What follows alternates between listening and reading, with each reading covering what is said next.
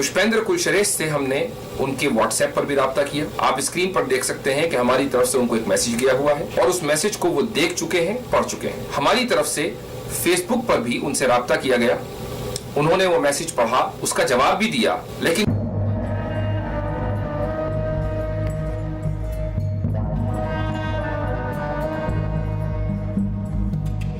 बिस्मिल्लाहिर्रहमानिर्रहीम। अस्सलामु अलैकुम दोस्तों, आज के इस वीडियो में हम ये जानने वाले हैं कि मुफ्ती साहब यानी मुफ्ती यासिर नदीम अल वाजिदी साहब ने पुष्पेंद्र कुलश्रेष्ठ जी को आमंत्रित किया था डिबेट के लिए, लेकिन उन्होंने ना ही इनकार किया ना ही इकरार, बल्कि वो डिबेट से सीधे हो गए फरार। आज के इस वीडियो में हम यही देखने वाले हैं। और हाँ, वीडियो पता है थोड़ा सा पुराना है, लेकिन बहुत ही ज़्यादा फ़ायदा देने वाला है और मज़ेदार भी होगा इंशाल्लाह। तो चलिए वीडियो स्टार्ट करते हैं। अपने चैनल पर इन्होंने जितनी भी वीडियोस डाली हैं ऑन एन एवरेज उसके 1 लाख से जायद व्यूज है। इसलिए ये उन आम यूट्यूबर्स और ब्लॉगर्स की तरह नहीं है कि जिनके ब्लॉग्स या यूट्यूब वीडियोस को देखकर नजरअंदाज कर दिया जाता हो। लेकिन आज की सर्जिकल स्ट्राइक शुरू करने से पहले मैं ये चाहूंगा कि हम इन साहब के बारे में थोड़ा सा जान लें। पुष्पेंद्र कुलश्रेष्ठ की पैदाइश अलीगढ़ की है और अलीगढ़ मुस्लिम यूनिवर्सिटी से ही उन्होंने अपनी तालीम हासिल की। उनका दावा है कि वो एक ऐसे मकान में रहते थे कि जिसके बराबर में एक मस्जिद थी और फजर की नमाज से उनके घराने की आंख खुला करती थी। ये दावा वो इसलिए करते हैं ताकि अपने ऑडियंस को बता सकें कि वो इस्लाम को, मुसलमानों को और इस्लामी तहजीब, मुस्लिम कल्चर को बहुत करीब से जानते और समझते हैं। सन 2008 तक ये दिल्ली में प्रेस क्लब ऑफ इंडिया के जनरल सेक्रेटरी भी रह चुके हैं।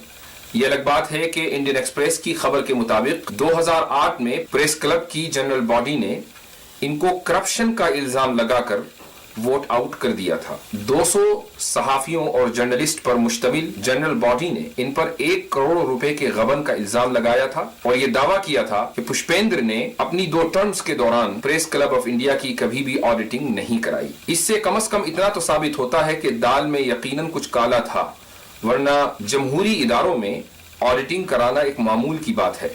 पुष्पेंद्र अपनी हर तकरीर का आगाज बिस्मिल्लाहिर्रहमानिर्रहीम से करते हैं। यह अलग बात है कि उस पूरी तकरीर में फिर वो इस्लाम को गाली देते हैं, मुसलमानों के खिलाफ बोलते हैं, कुरान के खिलाफ बोलते हैं, लेकिन अपनी हर स्पीच का आगाज वो बिस्मिल्लाह से करते हैं ताकि अपने ऑडियंस को ये बता सकें कि वो इस्लाम के माहिर हैं। जाहिर है कि जब गैर मुस्लिम भाई अपने जैसे एक शख्स को अरबी में बिस्मिल्लाहिर्रहमानिर्रहीम पढ़ते हुए सुनते होंगे तो वो यही समझते होंगे कि ये शख्स जो दावा कर रहा है शायद अपने दावे में सही हो। लेकिन आज की सर्जिकल स्ट्राइक का मकसद यही दिखाना है कि ये शख्स जो झूठ बोल बोल कर और नफरत की दीवारें तामीर कर कर इंडिया में बड़ी तेजी के साथ मशहूर हो रहा है और शहरों शहरों बुलाया जा रहा है और वहां पर रटी रटाई तकरीर कर रहा है, ये शख्स कितना बड़ा झूठा है, कितना बड़ा फरेबी है और अपनी स्पीचेस के दौरान इस्लाम, कुरान और मुसलमानों के ताल्लुक से ये किस कदर झूठ बोलता है। आज की सर्जिकल स्ट्राइक का मकसद यही है। लेकिन पुष्पेंद्र की जिंदगी के बारे में एक अहम बात जानना बहुत जरूरी है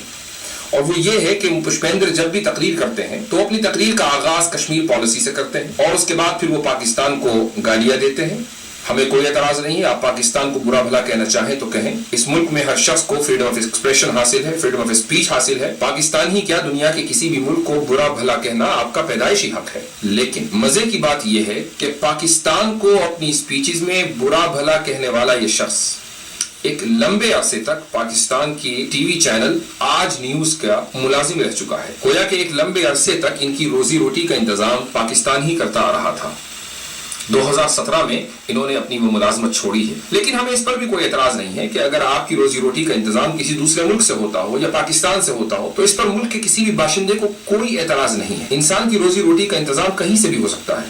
हाँ, हमें एतराज इस मुनाफकत पर है कि आप अपनी तकरीरों में इंडियन मुस्लिम्स को ये इल्जाम देते हैं कि इंडियन मुस्लिम्स कभी भी मुहिब्बे वतन यानी वतन से मोहब्बत करने वाला नहीं हो सकता।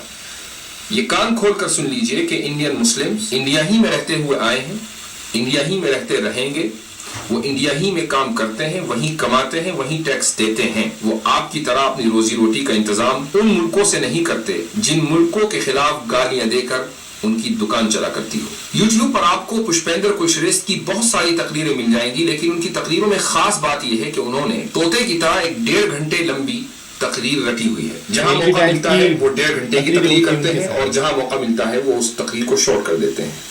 लेकिन आप अगर उनकी 20 मुख्तलिफ वीडियोस भी सुनेंगे तो आप खुद देखेंगे कि कंटेंट्स तो दूर, उनकी तकरीरों में अल्फाज भी वही इस्तेमाल होते हैं जो वो हर जगह करते हैं। हमारे सर्जिकल स्ट्राइक का फॉर्मेट ये है कि हम अक्सर मेहमानों को अपने शो में बुलाते हैं, उनको पूरा मौका देते हैं कि वो अपनी बात रखें, उनकी दलीलें सुनते हैं और अपनी दलीलें देते हैं। ये अलग बात है कि कभी कभी हमें अपना ये फॉर्मेट बदलना भी पड़ता है। पुष्पेंद्र कुलश्रेष्ठ से हमने उनके व्हाट्सएप पर भी राब्ता किया। आप स्क्रीन पर देख सकते हैं कि हमारी तरफ से उनको एक मैसेज गया हुआ है और उस मैसेज को वो देख चुके हैं, पढ़ चुके हैं। हमारी तरफ से फेसबुक पर भी उनसे राब्ता किया गया, उन्होंने वो मैसेज पढ़ा, उसका जवाब भी दिया, लेकिन शायद उन्हें डर लगा, उन्हें महसूस हुआ कि अगर वो इस शो में आएंगे तो उनके झूठ का पर्दा लाइव फाश हो सकता है और पूरे मुल्क में जो चूरन बेचकर वो अपना घर बार चलाते हैं, शायद उनकी रोजी रोटी में फर्क आ सकता है। और पुष्पेंद्र ही क्या, हमने उनके एक बहुत करीबी दोस्त कैप्टन सिकंदर रिजवी से भी राब्ता किया। मेरी खुद कैप्टन साहब से बात हुई, उन्होंने मुझे 2 मरतबा टाइम दिया। पहली मरतबा जब मैंने उनसे राब्ता किया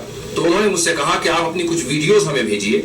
मैंने अपनी 2 वीडियोस उनको भेजी और उसके बाद फिर उन्होंने फोन उठाना बंद कर दिया। 1-2 हफ्ते रुकने के बाद मैंने फिर उनसे राब्ता किया। इस मरतबा उनसे बात हुई और मैंने उनसे इस शो में आने की रिक्वेस्ट की। उन्होंने प्रॉमिस किया, टाइम सेट हुआ और उसके बाद ये साहब फिर गायब हो गए। हमारे ऑडियंस के लिए ये जानना जरूरी है कि कैप्टन सिकंदर रिजवी भी पुष्पेंद्र के चैनल पर आते हैं और उनके प्रोग्रामों में स्पीच देते हैं, तकरीरें करते हैं और एक तकरीर में उन्होंने मुसलमानों को खुला चैलेंज दिया है कि कोई भी आकर उनसे डिबेट कर ले।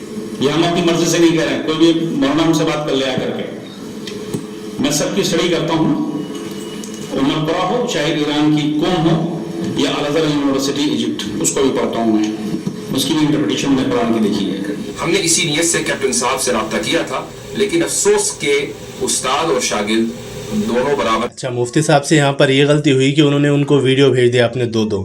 अगर वीडियो ना भेजते तो शायद वो तैयार हो जाते डिबेट करने के लिए, लेकिन वीडियो देखा होगा तो फिर जाहिर सी बात है समझ गए होंगे कि इनके सामने अपनी दाल नहीं गलने वाली, इसीलिए शायद उन्होंने डिबेट करने से इनकार कर दिया। वेल दोस्तों, जाने से पहले आप सभी वीडियो को लाइक कीजिए, चैनल को सब्सक्राइब कीजिए और मैं मिलता हूँ आपसे अगले वीडियो में। तब तक के लिए अल्लाह हाफिज़।